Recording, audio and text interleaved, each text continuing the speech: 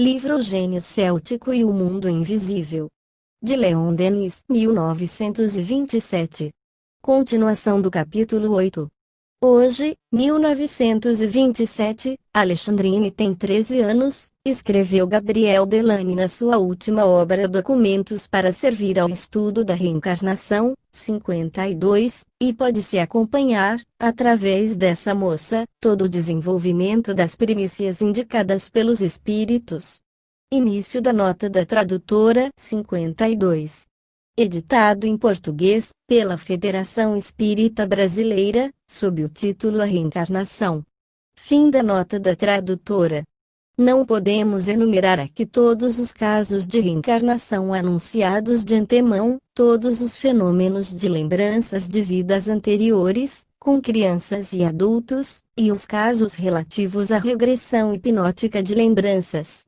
Mas, independentemente dos fatos de ordem experimental, ao nosso redor, quantas anomalias não são explicadas pela noção das anterioridades, em muitas fisionomias nós poderíamos ler a demonstração disso. Essas mulheres de corpos pesados, de gestos masculinos, esses homens de maneiras efeminadas, que todos nós conhecemos, não são eles os espíritos que mudaram de sexo ao se reencarnarem? No meio do povo, a despeito da lei da hereditariedade, todas essas inteligências, esses talentos, até esse gênio, que surgissem entre famílias, de preferência materiais e grosseiras, não são eles a manifestação de trabalhos e aptidões anteriores? O mesmo problema se relaciona a esses temperamentos delicados e apurados, vindos de pessoas rudes e não evoluídas. Pelo contrário, entre certos anarquistas, fomentadores de greves, ávidos de subversão e de desordem, não se reconhecem os antigos burgueses egoístas, condenados a renascer entre aqueles que eles exploravam outrora e aos quais um vago instinto torna sua nova situação insuportável? E quantos outros contrastes, extravagâncias inexplicáveis na aparência, se esclarecem pela lei dos renascimentos? Pode-se reconhecer César em Napoleão, Virgílio em Lamartine, Vercingetorix no General de Saix. Certos espíritos ainda acrescentam, Pompeu em Mussolini. Há individualidades que reaparecem no decorrer dos séculos, de tal modo que se pode reconhecê-las pela originalidade dos caracteres que se formam com a nitidez de uma efígie, como o perfil de uma medalha antiga. Mas não insistamos, pois que estas comparações poderiam ser a fonte de muitos abusos. Devido a essa hipertrofia do eu, que é uma doença tão espalhada, muita gente seria tentada a ver em si a reencarnação de alguma celebridade de antigamente. A cada renascimento, o véu da carne recai sobre a memória subconsciente, o acúmulo de lembranças submerge nas profundezas do ser. Só há exceção para certos casos de crianças e de pessoas evoluídas que podem exteriorizar suas faculdades psíquicas, como nós vimos anteriormente. Mas, para a generalidade dos humanos, o esquecimento das vidas anteriores é uma regra e, talvez, um benefício da natureza, porque, nos mundos inferiores e atrasados, como naquele em que nós habitamos, o panorama das vidas primárias está longe de ser reconfortante para as almas, muito mescladas de angústias, de impressões dolorosas e humilhantes, de pesares supérfluos, cuja intensidade paralisaria sempre nossa ação. Enfraqueceria nossa iniciativa, pois que nós aqui voltamos para resgatar e para evoluir. O detalhe dos acontecimentos torna-se inútil e o que importa é conhecer a grande lei que religa todas as nossas existências e as torna solidárias umas com as outras. Essa concepção palingenésica nos parece oferecer o remédio indispensável para o estado de espírito de muitos de nossos contemporâneos. Com efeito, uma brisa de pessimismo sopra em certos momentos sobre nosso país. Chega-se até a duvidar do futuro da França, da possibilidade de seu reerguimento, semeando assim o desânimo entre as almas. Esse pessimismo é o fruto mórbido do cepticismo materialista que corrói, desde há um século, a sociedade contemporânea. nossa literatura tem, em parte, a responsabilidade. Escreve-se muito na nossa época, mas, entre os autores, a maioria não sente que é uma honra temível falar às massas ignorantes impressionáveis. Esses escritores não parecem conhecer este vasto mundo invisível que nos envolve e que nos domina, nem essas imensas reservas de forças e de almas que, pela reencarnação, vêm incessantemente alimentar, entreter e renovar as correntes da vida humana. Eis porque este estudo da reencarnação se impõe, pois sem ela não se pode resolver nenhum dos problemas relativos à vida e à evolução dos seres e das sociedades. De acordo com os elementos que a reencarnação nos fornece, o nível moral se baixa ou se eleva. Quando ela traz sobre nosso globo os contingentes dos mundos inferiores, a perturbação se acentua e a humanidade parece recuar. Mas, também, pela reencarnação, nas horas de angústia, indivíduos poderosos podem surgir para dirigir em caminhos mais seguros os passos hesitantes da caravana em marcha. É isso que ocorre, neste momento, em nosso país. Os espíritos evoluídos e outros de uma ordem elevada vêm aqui tomar lugar, por meio de renascimentos, com a finalidade de regeneração. Esse movimento vai continuar, dizem nossos instrutores invisíveis, e em 20 anos poder-se-á assistir a uma obra de reedificação dos povos ocidentais e, particularmente da França. Não se deve desesperar. Os prognósticos sombrios, os julgamentos pessimistas, os temores e os alarmes são provenientes de uma concepção insuficiente da existência a qual uma ciência rotineira impõe os limites reduzidos de nossa curta duração e do nosso pequeno globo, enquanto o que, na realidade, a vida possui recursos infinitos, visto que ela se desenrola no seio dos espaços de onde ela inspira, estimula e fecunda a vida terrestre. Se a nossa literatura, a nossa filosofia e a nossa política continuam a se inspirar em regras de uma ciência limitada e envelhecida, se uma compreensão geral da vida evolutiva e de suas leis não vem penetrar, impregnar, transformar a alma humana, haverá menos esperança de se ver mudar a situação moral e social de nosso país. É, sobretudo, a noção de uma única vida que alterou tudo, obscureceu tudo e tornou incompreensível a evolução do ser e da justiça de Deus. Se a vida terrestre fosse também restrita, nossos estudos e progressos estariam perdidos, para o indivíduo e para a humanidade, enquanto o que, pela reencarnação, tudo se perpetua e tudo se renova. Nós trabalhamos para todos e, consequentemente, trabalhamos para nós mesmos. Assim, nada se perde, os indivíduos e as gerações são solidários entre si, solidários através dos séculos. Pelo exposto acima, pode-se verificar que todas as grandes correntes do pensamento antigo, filosófico e religioso, relativos aos altos destinos da alma, após vicissitudes seculares, se renovam, se sintetizam e se fundem no espiritualismo moderno sob a forma da lei da evolução pelas vidas renascentes. Todas as grandes religiões do Oriente, inclusive o cristianismo esotérico, a filosofia de Platão e os princípios da escola de Alexandria, nele se encontram para lhe reunir a tradição sagrada do Ocidente, incluindo as de nossos antepassados, os celtas. Uma grande obra se realiza acima de nossas cabeças, cuja importância não podemos calcular, mas cujos efeitos vão repercutir no decorrer dos séculos.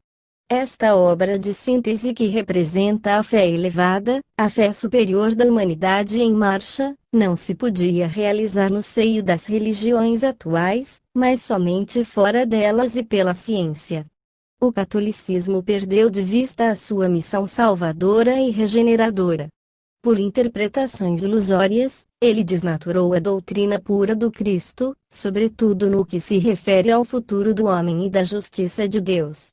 É, entretanto, entre os seus adeptos que se difunde mais facilmente a noção de pluralidade das existências.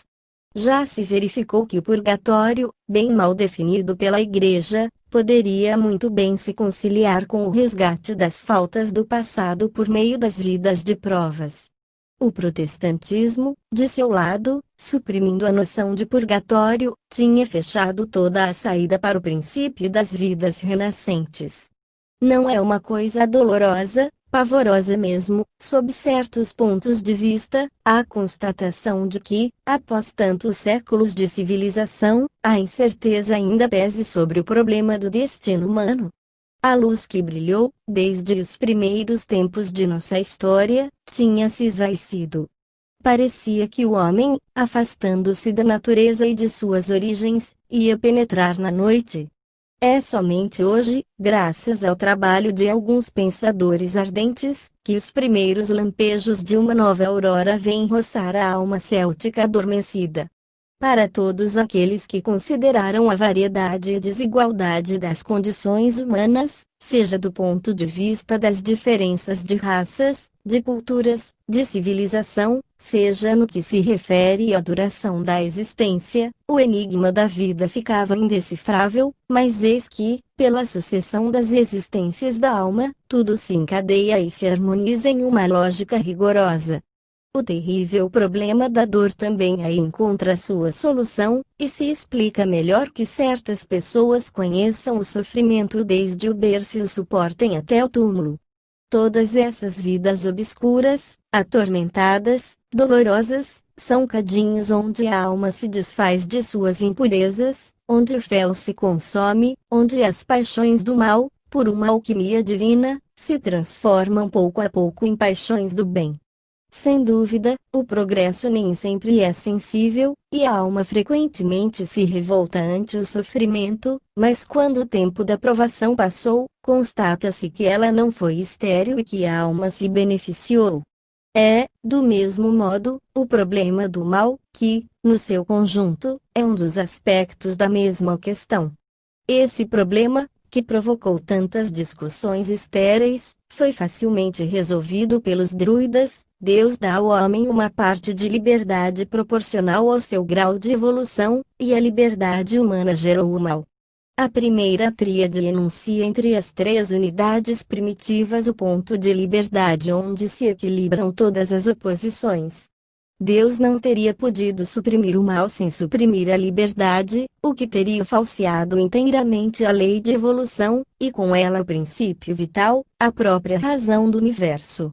O livre-arbítrio somente assegura o livre jogo da iniciativa, da vontade de onde decorrem os méritos necessários para adquirir os bens espirituais, alvo supremo da evolução. O ser humano deve adquirir, por seus esforços, no correr dos tempos, a sabedoria, a ciência, o talento e, por eles, a felicidade, a ventura, isto é, tudo, que leva à grandeza e à beleza da vida, pois não se aprecia realmente, não se gosta senão do que se adquire por si mesmo.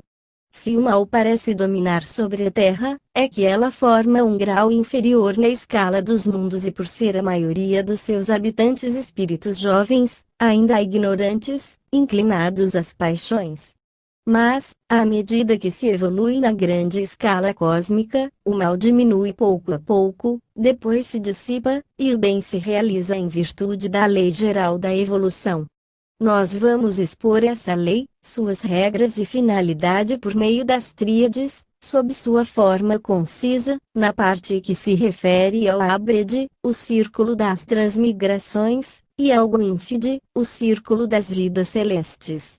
As tríades de 1 a 14, reproduzidas no capítulo 7, e as que se seguem, de 15 a 45, formam o complemento, 53. Início da nota da tradutora, 53. Compare com a Revue Spirit, abril de 1858, Edicel, primeira edição. Fim da nota da tradutora. As tríades que faltam figuram nos pontos essenciais desta obra, onde elas encontram a sua aplicação. Ábrede. 15. 3 espécies de necessidades no Ábrede, a menor de toda a vida, e daí o começo, a substância de cada coisa, e daí o crescimento, que não pode operar-se em outro estado, a formação de cada coisa da morte, e daí a debilidade da vida. 16. 3 coisas que não se podem executar a não ser pela justiça de Deus, todo sofrer em Abrede, porque sem isso não se pode adquirir uma ciência completa de alguma coisa, obter uma parte do amor de Deus, ser bem-sucedido, pelo poder de Deus, no cumprimento do que é mais justo e misericordioso. 17.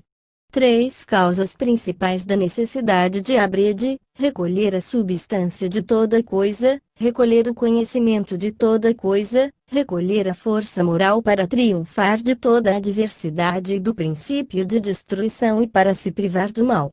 E sem elas, no trajeto de cada estado de vida, não há nem vida, nem forma que possa alcançar a plenitude.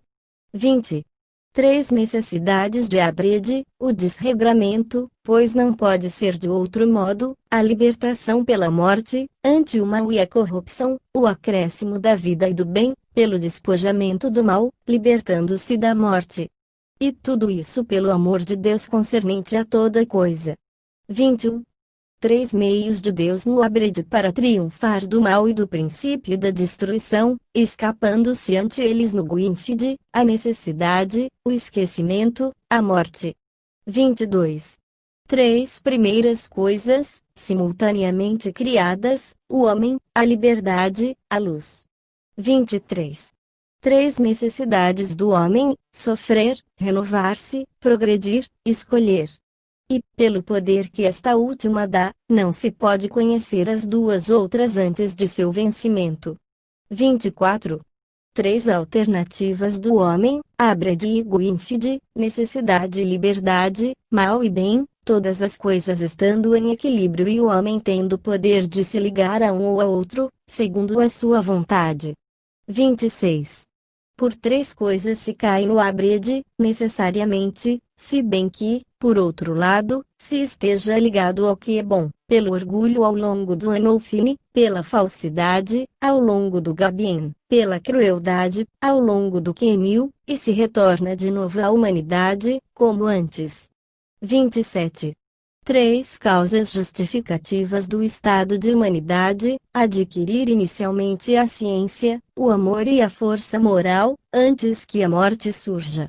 E não se pode fazê-lo a não ser pela liberdade e pela escolha, não antes, pois, do estado de humanidade. Essas três coisas são chamadas as três vitórias. 28. Três vitórias sobre o mal e sobre o espírito mal: ciência, amor, poder, porque a verdade, a vontade e a potência realizam, pela união de sua força, tudo o que elas desejam. Elas começam no estado da humanidade e perduram para sempre. 29. Três privilégios do estado de humanidade: o equilíbrio do mal e do bem, e daí a comparação, a liberdade de escolha, e daí o julgamento e a preferência, o começo do poder que deriva do julgamento e da escolha, e eles são necessários antes de cumprir seja o que for. Gwynfide. 30. Três diferenças necessárias entre o homem, qualquer outra criatura e Deus: o limite do homem, que não saberia encontrar Deus, o começo do homem, que não saberia encontrar Deus, as renovações, progresso, necessárias do homem no círculo de Gwynfide, visto que ele não pode suportar a eternidade do seu Gante, enquanto que Deus suporta todo o estado com felicidade. 31. Três formas supremas do estado de Gwynfide: sem mal, sem necessidade, sem fim. 32. Três restituições do círculo de Gwynfide: o gênio primitivo, o amor primitivo, a memória primitiva, pois que sem isso não há felicidade. 33. Três diferenças entre todo vivente e os outros viventes: o gênio, a memória, o conhecimento, isto é, que todos os três sejam plenos em cada um e não podem ser comuns com um outro vivente, cada um na sua medida, e não pode haver duas plenitudes em nenhuma coisa. 34. Três dons de Deus a todo vivente: a plenitude de sua raça, a consciência de sua humanidade, o desprendimento de seu gênio primitivo em relação a todo outro, e é daí que cada um difere dos demais. 35. Pela compreensão de três coisas diminui-se o mal e a morte, e triunfa-se, de sua natureza, de sua causa, de sua ação. E elas se encontram no Gwynfide. 36. 3 Fundamentos da ciência: a renovação da passagem de cada estado de vida, a lembrança de cada transmigração e de seus incidentes, o poder de atravessar cada estado de vida, para a experiência e julgamento, e isto se acha no Círculo de Gwynfeld. 37. 3 distinções de todo vivente no Círculo de Gwynfeld: a inclinação, ou vocação, a possessão, ou privilégio, e o gênio. 2 viventes não podem ser primitivamente semelhantes em nada, porque cada um está pleno do que o distingue e nada está pleno sem que esteja na sua inteira medida. 38. 3 coisas impossíveis, exceto para Deus: suportar a eternidade do seu Gante, participar sob toda condição sem se renovar, melhorar e renovar toda coisa sem fazê-lo com perdas, à sua custa. 39. 3 coisas que jamais desaparecerão por causa da necessidade de sua potência: a forma do ser, a substância do ser, o valor do ser, pois, pela libertação do mal, elas existirão eternamente, sejam vivas, sejam inanimadas, nos diversos estados do belo e do bem no Círculo de Gwynfeld. 40. 3 bens supremos que resultam das renovações da condição humana no Gwynfeld: a instrução, a beleza, o repouso, por sua inaptidão de suportar o seu Gante e sua eternidade. 41. 3 coisas em crescimento: o fogo ou a luz, a inteligência, ou a consciência, ou a verdade, a alma ou a vida. Elas triunfam sobre tudo e daí o fim do Abred. 42. 3 coisas em decrescimento: a obscuridade, a mentira, a morte. 43.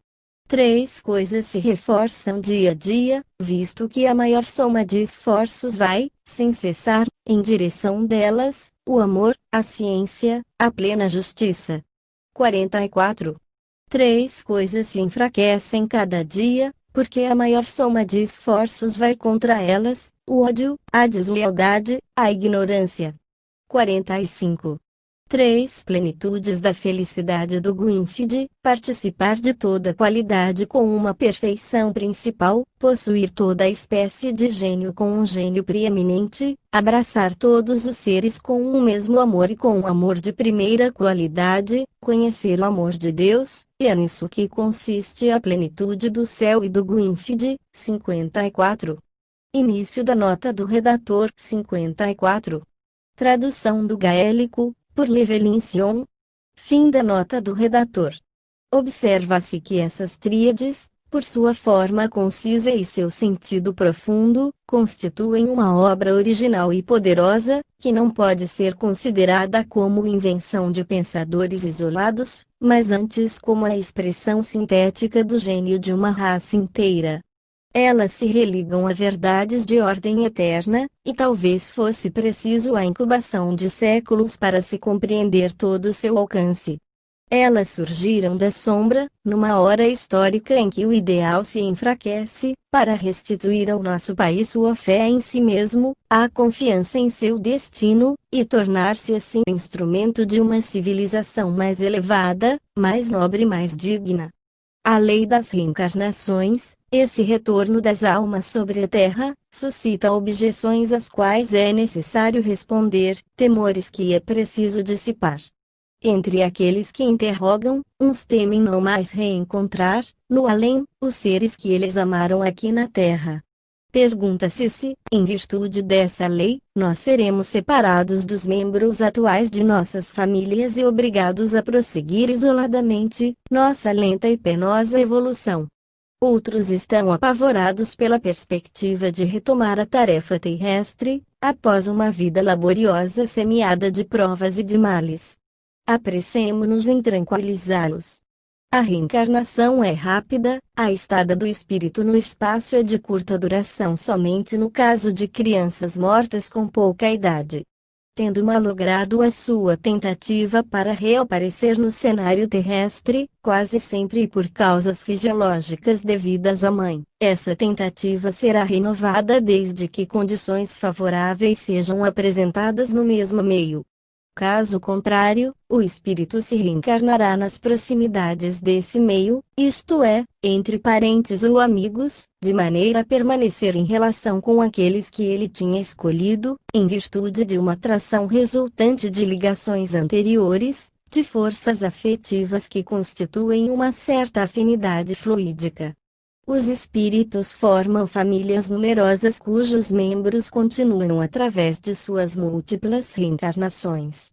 Enquanto que uns prosseguem sobre o plano material sua educação e sua evolução, outros ficam no espaço para os proteger, na medida de seus meios, sustentá-los, inspirá-los, esperá-los a fim de os receber no término da vida terrestre.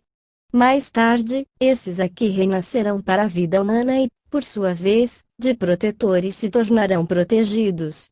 A duração da estada no espaço é muito variável e, conforme o grau de evolução, pode durar muitos séculos ou somente algumas dezenas de anos, para os espíritos ambiciosos de progresso. Há sempre correlação entre a vida terrestre e a do espaço. A família visível está sempre ligada à família invisível, mesmo sem seu conhecimento. Os afetos, os sentimentos provenientes dos laços estabelecidos no curso das vidas sucessivas, transmitem-se de um plano ao outro com maior intensidade quanto mais sutil for o estado vibratório dos seres que compõem essas famílias. A união perfeita que reina em certas famílias se explica pelas numerosas vidas comuns. Seus membros foram reaproximados por uma atração espiritual, uma adaptação do pensamento idêntico, de gostos e de aspirações da mesma ordem, e isso em graus diversos. É fácil reconhecer em uma família aquele que nela se encarna excepcionalmente pela primeira vez, seja para ali se aperfeiçoar intelectual e moralmente, em contato com seres mais evoluídos, seja, ao contrário, para servir de exemplo, de modelo, de treinador de espíritos atrasados e, ao mesmo tempo, para ajudá-los a suportar as provas que o destino lhes reserva, o que torna uma missão uma tarefa meritória. Em certos casos o contraste é tão notável entre os caracteres, a maneira de pensar e de agir é tão surpreendente que as pessoas não iniciadas chegam a proferir este julgamento: aquele não é da família, poder-se-ia crer que ele foi trocado pela ama de leite. Desde a vida no espaço, entre certos espíritos são assumidos os compromissos de reencarnarem nos mesmos ambientes e aí prosseguir uma evolução comum. Outras almas evoluídas aceitam a função penosa de descer a lares materiais para neles dissipar, por suas irradiações, os elementos grosseiros que dominam tais ambientes, e este ato de abnegação será para elas um novo motivo de progresso. Algumas pessoas nos interrogam sobre as diferenças de raças e suas relações com a evolução. Os espíritos dizem, sobre esse assunto, que cada região do globo atrai do espaço os fluidos em harmonia com os eflúvios que se desprendem do solo. Daí resulta que os espíritos que renascem nessas regiões terão gostos e aspirações diferentes. Por exemplo, os africanos receberão os fluidos próprios para desenvolver a sua vitalidade física, porque seu espírito tem necessidade de se sentir em um envoltório sólido. Entre os orientais, os japoneses, por exemplo, a evolução terrestre é mais completa, os corpos são pequenos, a sensibilidade desenvolvida, a percepção do além mais nítida. O misticismo está presente. O perispírito do japonês, de uma grande sutileza, vibrará mais fortemente do que o do senegalês. Entre os ocidentais, em geral, a evolução não tem sido uniforme. Ela variou conforme os países. Os montanheses e os marítimos, sob formas mais rudes, guardaram um certo fundo de idealismo ou um espírito religioso. Aí estão dois tipos humanos cujas aspirações se relacionam mais diretamente com o mundo superior, porque eles se comungam com a natureza. Não é de espantar se um espírito, na sua curta evolução, experimenta, às vezes, a necessidade de mudar de meio para adquirir qualidades ou conhecimentos que ainda lhe faltam. Mas esses mesmos seres, voltando ao espaço, ali logo encontram os elementos espirituais de que se haviam afastado por certo tempo e dos quais tinham guardado lembranças. Já, no sono, o ser encarnado se aproxima de seus amigos do espaço e revê, em alguns instantes, sua vida passada, mas, ao despertar, essa impressão se apaga, porque ela poderia perturbar e diminuir o seu livre-arbítrio. Se ele se afasta, por um certo tempo, de sua família terrestre, não abandona nunca a sua família espiritual e, quando a família humana evoluiu e atinge um plano fluídico superior, a ação inversa se produzirá, e será ela que, por sua vez, atrairá no espaço o espírito menos avançado. A lei de evolução do ser através de suas vidas renascentes é admirável, mas a inteligência humana não pode entrever senão seu pálido reflexo. Os ensinos contidos nestas páginas não são uma obra de imaginação. Eles emanam de mensagens espirituais obtidas por todos os processos mediúnicos e recolhidos em todos os países. Até aqui, não tínhamos, sobre as condições de vida no além, a não ser hipóteses humanas, sejam filosóficas ou religiosas. Hoje, os que vivem essa vida descrevem para nós e falam sobre as leis da reencarnação. Com efeito, o que são certas exceções assinaladas entre os anglo-saxões, e cujo número diminui cada dia em presença da enorme quantidade de documentos, de testemunhos concordantes recolhidos desde a América do Sul até as Índias e o Japão? Não é mais, como no passado, um pensador isolado, ou mesmo um grupo de pensadores, que vem mostrar à humanidade a rota que ele julga verdadeira, é um mundo invisível, inteiro, que se abala, e se esforça para tirar o pensamento humano de suas rotinas, de seus erros, e lhe revela, como no tempo dos druidas, a lei divina da evolução. São os próprios parentes e amigos mortos que nos expõem sua situação, boa ou má, e a consequência de seus atos no decorrer de palestras ricas de provas de identidade. Possuo 7 grandes volumes de comunicações, recebidas no grupo que por longo tempo dirigi, que respondem a todas as questões que a inquietude humana apresenta à sabedoria dos invisíveis. Os espíritos guias nos instruíam por meio de diversos médiuns que, geralmente, não se conheciam entre si, e sobretudo por mulheres pouco letradas, cheias de preconceitos católicos e pouco inclinadas à doutrina das encarnações. Ora, todos aqueles que consultaram esses arquivos ficaram surpreendidos pela beleza do estilo, como também pela profundeza das ideias emitidas. Talvez essas mensagens sejam um dia publicadas. Então, ver-se-á aqui, nas minhas obras, não sou inspirado somente por mim, mas sobretudo por aqueles do outro lado da vida. Reconhecer-se-á, pela variedade das formas, uma grande unidade de princípios e uma perfeita analogia com os ensinos obtidos dos espíritos guias, em todos os meios, e onde Allan Kardec se inspirou para delinear as grandes regras de sua doutrina. Após a guerra, Primeira Guerra Mundial, 1914 a 1918, nossos instrutores continuaram a se manifestar por diferentes médiuns. Por meio de entidades diversas, a personalidade de cada um deles se afirmou por seu caráter próprio, por uma originalidade talhada, em uma palavra, de maneira a evitar toda possibilidade de simulação. Pode-se seguir, anualmente, na Revue Spirit, a quintessência dos ensinos que nos foram dados sobre assuntos sempre substanciais e elevados. Depois, próximo ao Congresso Espírita, de 1925, foi o grande iniciador, Allan Kardec, que veio nos certificar de seu concurso e nos esclarecer com seus conselhos. Hoje ainda é ele, Allan Kardec, que nos anima a publicar este estudo sobre a reencarnação. Até aqui não insistimos muito sobre o principal argumento que se evoca contra a doutrina das preexistências, isto é, o esquecimento das vidas anteriores. Esse argumento foi refutado, em detalhes, em quase todas as obras que escrevemos, 55. Esse esquecimento, já vimos, não é tão geral como se pretende, e se a maioria dos homens se dedicasse a um estudo atento de sua própria psicologia, eles encontrariam, facilmente, os vestígios de suas vidas passadas. Início da nota do redator 55. Depois da morte, cristianismo e espiritismo e o problema do ser e do destino. Fim da nota do redator. Assim, como demonstra o Sr. Bergson, no seu belo livro A Evolução Criadora, este argumento não é concludente. A partir da vida atual, e sobretudo no estado sonambúlico, oposto ao estado normal, produzem-se eclipses de memória que tornam compreensível o desaparecimento das lembranças longínquas. Todos os espíritos sabem que esse esquecimento do nosso passado é temporário e acidental.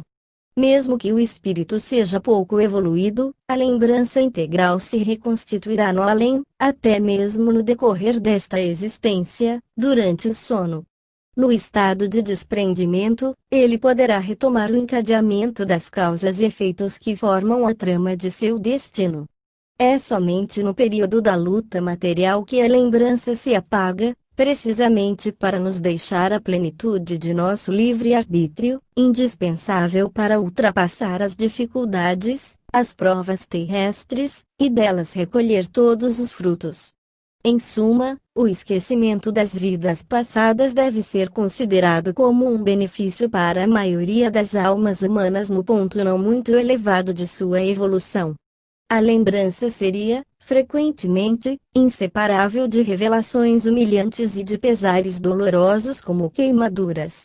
Em vez de se hipnotizar sobre um passado mau, é para o futuro que convém fixar o objetivo de nossos esforços e o impulso de nossas faculdades. O provérbio não diz que ao colocar as mãos na charrua não se deve olhar para trás. Com efeito, para traçar bem direito o sulco, isto é, para afrontar e prosseguir no combate da vida com alguma vantagem, não é preciso ser obsedado pelo cortejo de mais lembranças.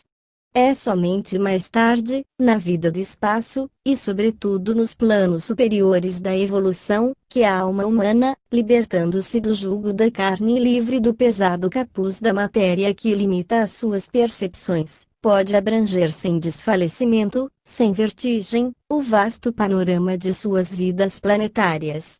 Então, ela adquiriu a maturidade necessária para discernir, por sua razão e por seu saber, o vínculo que as religa todas, os resultados recolhidos, e tirar os ensinos que eles comportam. É o que diz a Tríade 19. 19. Há três necessidades antes de se chegar à plenitude da ciência: atravessar o Ábrede, atravessar o Gwynfide e lembrar-se de toda coisa tênue e nofne. Tal é o julgamento particular, o inventário de nossa alma evoluída, que no início de suas existências passa em revista a longa sequência de suas etapas através dos mundos. Com a sua sensibilidade aumentada, sua experiência, sua sabedoria, sua razão engrandecida, ela julga do alto todas as coisas. E nas suas lembranças, conforme a sua natureza, ela encontra as causas da alegria ou do sofrimento. A sua consciência purificada perscruta os menores sinais de sua memória profunda. Tornada o árbitro infalível, ela pronuncia sem apelo, aprova ou condena, e às vezes, a título de reparação e sob a inspiração divina, ela decide e impõe os renascimentos nos mundos da matéria e da dor.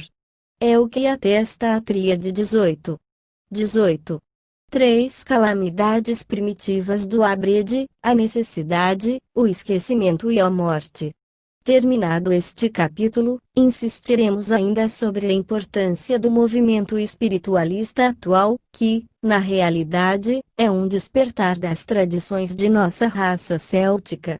Para tornar plena, inteira e fecunda sua vida, todo homem deve compreender seu sentido profundo e discernir seu objetivo, porque, Seja por reflexão, seja por uma espécie de instinto, a ideia que dela se faz é a que domina toda a sua vida, inspira seus atos e os orienta em direção de objetivos inferiores ou elevados. Resulta que esta noção essencial deveria participar de toda a educação humana, mas nem a escola, nem a igreja nos dão, sobre este assunto capital, informações nítidas e precisas. Daí, em grande parte, a perturbação moral e a confusão de ideias que reinam em nossa sociedade. Se nós conhecêssemos toda a regra soberana dos seres e das coisas, a lei e a consequência dos atos e sua repercussão sobre o destino, se nós soubéssemos que se colhe sempre o que se semeou, as reformas sociais seriam mais fáceis e a face do mundo seria rapidamente transformada. Mas a maioria dos homens, absorvidos por tarefas, por preocupações materiais, privados dos lazeres necessários para cultivar sua inteligência e seu coração, percorrem a vida como se passassem por uma neblina. A morte não é para seus olhos mais do que um espantalho, do qual eles afastam, com pavor, o pensamento importuno. É assim que, quando vêm os dias de provas, se o vento sopra com tempestade, eles se acham logo desamparados. Isso é o que ocorre em nossa época. Para tirar o homem das pesadas influências que o oprimem, seriam precisos eventos importantes, crises dolorosas que, mostrando-lhe o caráter precário, instável da vida na terra, deviam abater o seu orgulho, obrigá-lo a afastar para longe suas atenções e fixar mais alto seus objetivos.